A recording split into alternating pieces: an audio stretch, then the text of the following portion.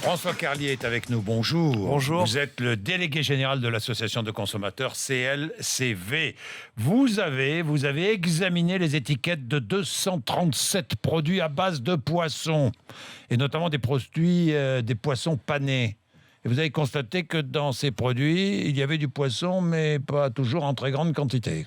Oui, en tout cas, ça varie beaucoup selon les plats. Oui. On peut prendre un exemple. Pour les soupes de poisson, ça varie du simple au triple. Il y a des soupes où il y a 45% de poisson, ce qui est très bien. Et puis des soupes où il y a 15% de poisson, ce qui est très faible. En gros, il y a quand même 15% de poisson. Ouais. Et à ce moment-là, en gros, il y a beaucoup d'eau. Mais est-ce qu'on le voit ? Est-ce que c'est marqué sur la bouteille ou sur le paquet ou sur l'étiquette qui est sur le produit ? C'est en règle générale indiqué sur l'étiquette. Parfois, il faut avoir recours un peu à la calculette pour vraiment trouver que c'est 15%. Donc généralement, l'information est liée, mais elle n'est pas toujours facilement accessible. En tout cas, j'encourage à regarder les étiquettes, parce que c'est vrai qu'entre 15% de poisson ou 45% de poisson, ça change du tout au tout quand même pour une soupe. Bah évidemment, donc ça vaut le coup de se renseigner. On a aussi d'autres produits qui sont globalement décevants, c'est les panés, où en moyenne on constate qu'il y a 56% de poisson. Alors c'est vrai que quand on achète un poisson pané, on n'est pas certain qu'il n'y a que du poisson. il y a 56% de poisson et 44% de quoi panures et de pommes de terre. Donc d'accord. ça a l'air de rien, mais en fait ça fait quand même beaucoup de panures, donc c'est vrai que c'est assez décevant. Oui. Et surtout que les panés où il y a le moins de poissons, ce sont les panés qui sont spécial enfants. C'est tout ce qui est kids nuggets, enfin ce genre de choses.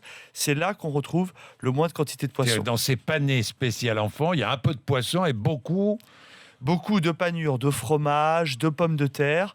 Et d'ailleurs, ils ont un profil nutritionnel qui est moins bon que les panés adultes.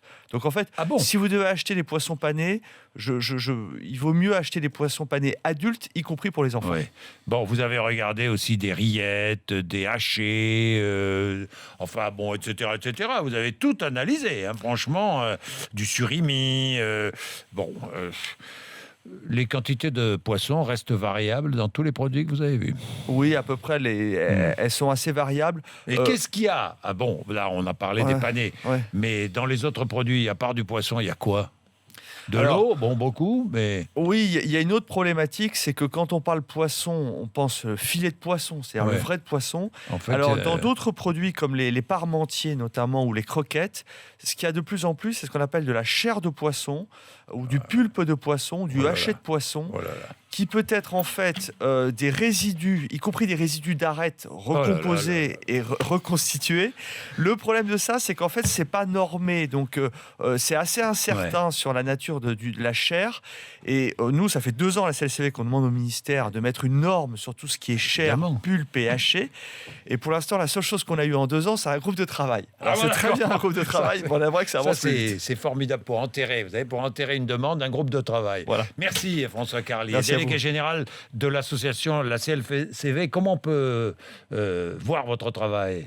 Sur le site internet clcv.org, il y a tous les conseils sur les poissons panés.